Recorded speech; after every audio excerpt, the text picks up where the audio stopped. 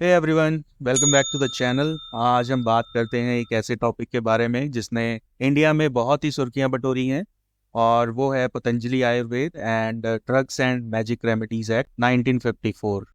तो पतंजलि आयुर्वेद इंडिया में आयुर्वेदिक प्रोडक्ट्स का एक पॉपुलर ब्रांड है, बट आईएमए इनकी एडवर्टाइजिंग प्रैक्टिसेस को लेके काफ़ी क्रिटिसाइज करता रहा है और कोर्ट में केसेस भी किए हैं। कोर्ट ने भी इन एडवर्टाइजमेंट्स को गलत बताया है और यहाँ तक कि हर प्रोडक्ट पे 1 करोड़ तक का फाइन डालने की भी बात की है। तो आइए पहले बात करते हैं 1954 के एक्ट की और समझते हैं कि ये पतंजलि आयुर्वेद पे कैसे अप्लाई होता है। तो drugs and magic remedies objectionable advertisement act 1954 का मकसद है, number 1, drugs and medicinal products की एडवर्टाइजमेंट को इंडिया में रेगुलेट करना। मतलब क्या एडवर्टाइज कर सकते हैं और किस हद तक कर सकते हैं। नंबर 2, अगर कोई मिसलीडिंग या झूठा क्लेम कर रहा है तो उसको रोकना। नंबर 3, किसी स्पेसिफिक डिजीज या डिसऑर्डर के लिए कोई मैजिक रेमेडीज की प्रमोशन कर रहा है तो उसको रोकना। तो इसके की प्रोविजंस क्या हैं? इस एक्ट में किसी विशेष बीमारी के लिए स्पेसिफिक दवाओं को एडवर्टाइज करने को प्रोहिबिट किया गया है, जैसे महिलाओं में मेंस्ट्रुअल डिसऑर्डर के सुधार, कैंसर, डायबिटीज, मेंटल डिसऑर्डर्स आदि। यह ड्रग की प्रॉपर्टीज, रिजल्ट्स, परमानेंट रिलीफ के बारे में गलत दावे करने को रिस्ट्रिक्ट करता है। यह कानून जादुई रेमेडीज को डिफाइन करता है जो अद्भुत हीलिंग पावर्स का दावा करते हैं, और इनके एडवर्टाइजमेंट्स को प्रोहिबिट करता है।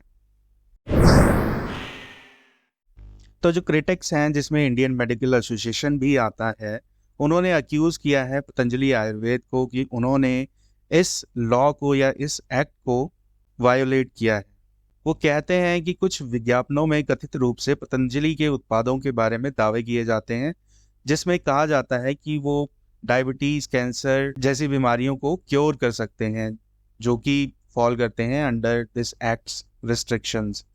क्रिटिक्स कहते हैं कि पतंजलि के एडवर्टाइजमेंट्स अक्सर उनके उत्पादों की इफेक्टिवनेस को अधिक दिखाते हैं और दावों का समर्थन करने के लिए कोई साइंटिफिक बैकिंग नहीं होती है। तो 1954 के इस एक्ट के बारे में जागरूक रहना कई कारणों से ज़रूरी है।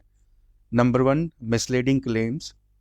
तो ये जो मिसलीडिंग क्लेम्स होते हैं, ये गलत आशा पैदा कर सकते हैं और गंभीर बीमारियों की स्थिति के लिए अप्रोप्रिएट मेडिकल एडवाइस और ट्रीटमेंट की तलाश में जो लोग हैं उनको बाधित कर सकते हैं।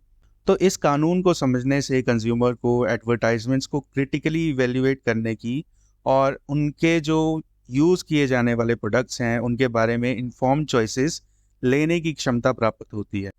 और सबसे इम्पोर्टेंट, रेगुलेशंस को फॉलो करने के लिए कंपनियों को अकाउंटेबल बनाया जा सकता है और फेयर और एथिकल एडवर्टाइजमेंट्स को प्रमोट किया जा सकता है। तो ये एक जटिल मुद्दा है, लेकिन हमारे स्वास्थ्य और हमारे यूज़ किए जाने वाले प्रोडक्ट्स में critical thinking and informed decision making की इम्पोर्टेंस को उजागर करता है। तो here are some tips for staying informed। Number 1, हमेशा किसी भी प्रोडक्ट का यूज़ करने से पहले डॉक्टर्स या क्वालिफाइड हेल्थ केयर प्रोफेशनल से सलाह लें, विशेषकर अगर कोई मौजूदा हेल्थ कंडीशन है तो उसको मैनेज करने के लिए। नंबर 2, एडवर्टाइजमेंट्स पर पूरी तरह निर्भर ना रहें। अगर कोई स्टडीज़ हैं उनको रिसर्च करें, सरकारी हेल्थ वेबसाइट्स जैसे रिलायबल सोर्सेज का यूज़ करें और हेल्थ केयर प्रोफेशनल से इंफॉर्मेशन को वेरीफाई करें। नंबर 3, रेलिवेंट रेगुलेशंस जैसे 1954 एक्ट, उनके संदर्भ में पढ़ते रहें और नई जो भी इंफॉर्मेशन आ रही है उसको प्राप्त करते रहें, और किसी भी कंसर्निंग एडवर्टाइजमेंट्स को उचित अथॉरिटीज़ को सूचित करें।